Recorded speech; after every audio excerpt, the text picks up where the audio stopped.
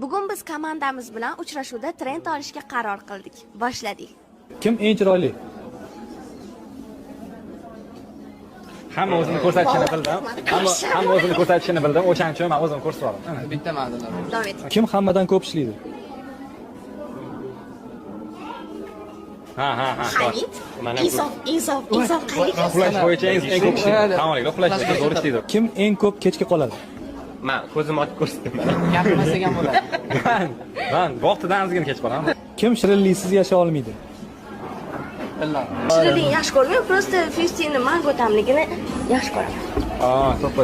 Bizga ham yoqadi, qo'y. Конечно. Qo'l.